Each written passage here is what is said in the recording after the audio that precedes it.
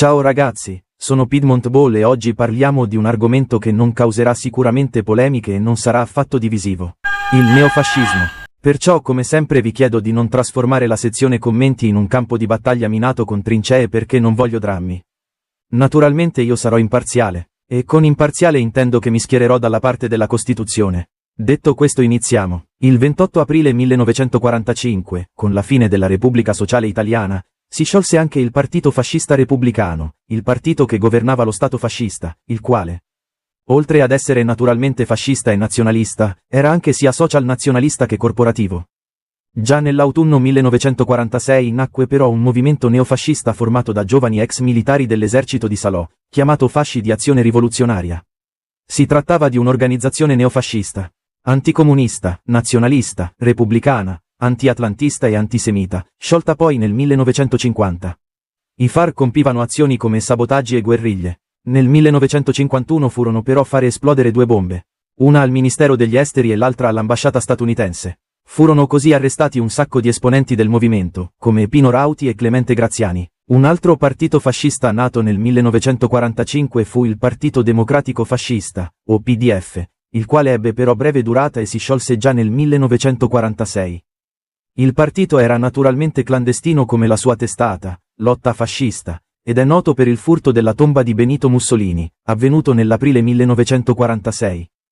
Tuttavia nello stesso anno il partito si sciolse a causa degli arresti dei membri.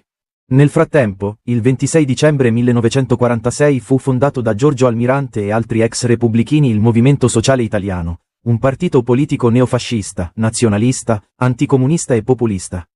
Il partito si presentò alle elezioni nazionali per la prima volta nel 1948, quando ottenne 6 deputati e un senatore. Nel 1956 Pino Rauti fondò il Centro Studi Ordine Nuovo, un movimento neofascista, tradizionalista e corporativista, che nel 1969 confluì nell'omonima organizzazione terroristica che commise stragi come quella di Piazza Fontana dello stesso anno. Nel 1968 l'ex nobile e presidente dell'MSI dal 1951 al 1953 Junio Valerio Borghese fondò il Fronte Nazionale, un movimento neofascista, nazionalista e anticomunista. Questo movimento è particolarmente noto per un tentato colpo di Stato avvenuto nel dicembre 1970 su cui probabilmente farò un video a parte.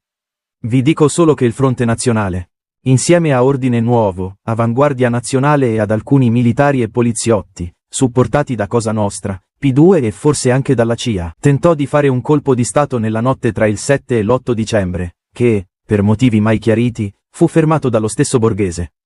L'esistenza del tentato golpe fu comunicata al popolo italiano solo il 17 marzo 1971, e nello stesso anno iniziarono i processi.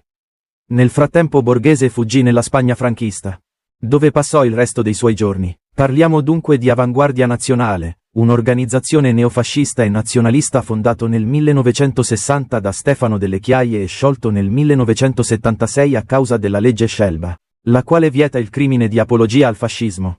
Nel 1991 nacque il Movimento Fascismo Libertà, un partito politico che esiste ancora con l'aggiunta di Partito Socialista Nazionale alla fine del nome. Fondato da Giorgio Pisanò, si può definire come un partito neofascista, neonazista, antisemita e di terza via. Prende inoltre le distanze da partiti neofascisti nati nella Seconda Repubblica come Forza Nuova, Casa Pound e Fiamma Tricolore, poiché secondo questo movimento il fascismo non deve essere considerato di destra, ma una terza via tra la sinistra socialista e la destra liberale. Nel gennaio 1995, quando la Prima Repubblica era ormai finita, anche il Movimento Sociale Italiano finì, confluendo in due partiti. Da una parte i più moderati di Alleanza Nazionale, e dall'altra i neofascisti già citati in precedenza di Fiamma Tricolore. Già nei suoi ultimi anni l'MSI aveva iniziato a seguire una linea politica più moderata e post-fascista. Tra i partiti neofascisti attuali oltre a Fascismo e Libertà e Fiamma Tricolore troviamo Forza Nuova, ultranazionalista, euroscettico e profondamente cattolico. Casa Pound, sovranista e populista, e il Movimento Idea Sociale, fondato nel 2004 da Pino Rauti. Dunque eccoci arrivati ai giorni nostri. Naturalmente vi ricordo che le immagini e bandiere che avete visto sono come sempre mostrate solo per motivi informativi e non politici. Spero che questo video vi sia interessato. Se così è stato mettete like e iscrivetevi. A presto!